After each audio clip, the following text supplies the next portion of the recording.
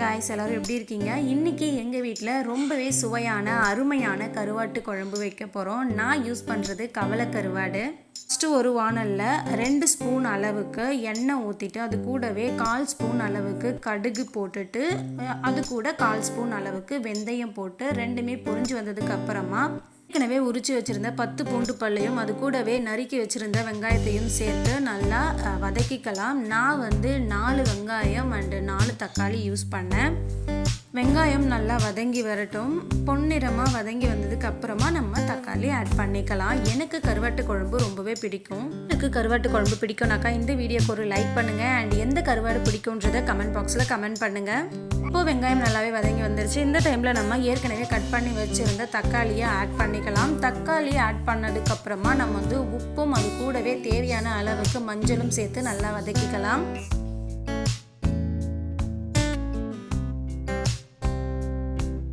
தக்காளி கொஞ்சம் காயாக இருந்தது, அதனால் எனக்கு கொஞ்சம் வதங்கிறதுக்கு டைம் எடுத்துச்சு. நீங்கள் நல்லா பழுத்து தக்காளியாக எடுத்துக்கோங்க.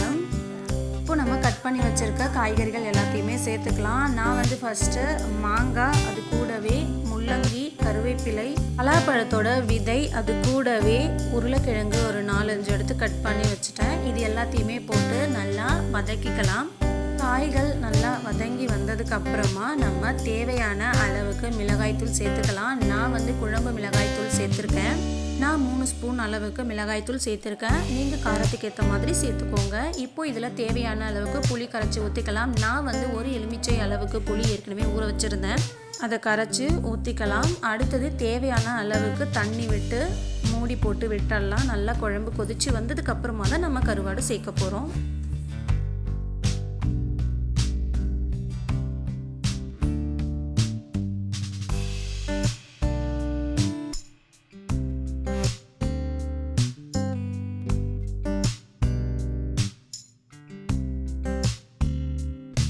கருவாடு ஏற்கனவே க்ளீன் பண்ணி வச்சுருந்தேன். இப்போ இதை ஒரு 4 to 5 டைம்ஸ் நல்லா அலசி எடுத்துக்கலாம். அப்போ தான் அதில் இருக்க மண் எல்லாமே போகும். ஒன்ஸ் நம்ம அலசி முடிச்சதுக்கப்புறமா அதை வச்சுட்ருக்க இந்த குழம்புல போட்டுட்டு மூடி போட்டு விட்டோம்னாக்கா நம்மளுக்கு ஒரு 15 நிமிஷத்துலேயே சுவையான குழம்பு தயாராகிடும். இப்போ பார்த்தீங்கன்னாக்கா 15 நிமிஷம் கிட்ட ஆயிடுச்சு.